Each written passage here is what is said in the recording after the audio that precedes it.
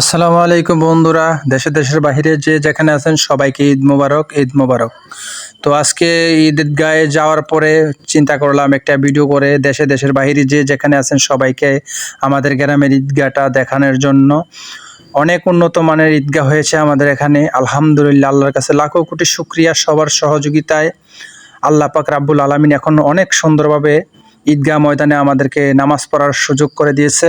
আলহামদুলিল্লাহ, আল্লাহ যেন সবাইকে ভালো রাখে, আরও সুন্দরভাবে আমাদের ঈদগাহের যেন আমরা নামাজ পড়তে পারি। আল্লাহ পাক রাব্বুল আলামিন যেন আমাদেরকে সেই তৌফিক করে দেয়।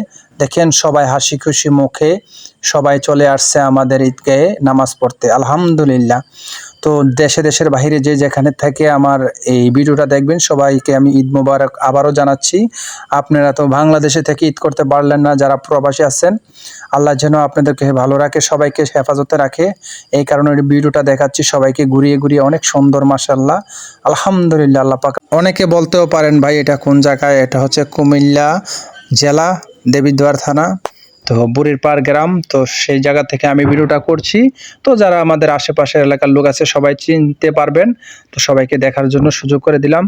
আপনারা সবাই আমাদের জন্য দোয়া করবেন, আল্লাহ যেন আমাকেও বাঁচিয়ে রাখে, আপনাদেরকেও বাঁচিয়ে রাখে। আপনাদের মা বাবা ভাই বোন আত্মীয় স্বজন সবাই এখানে আছে। তো পাড়া প্রতিবেশী সবাই ঈদগাহের মধ্যে আসছে নামাজ পড়ার জন্য। তো আল্লাহ যেন সবাইকে ভালো রাখে, সুস্থ রাখে। আবারও দেখা হবে পরবর্তী ঈদে, যদি আল্লাহ আমাদেরকে বাঁচিয়ে রাখে। সবাই এই পর্যন্ত ভালো থাকেন, সুস্থ থাকেন। আল্লাহ হাফেজ।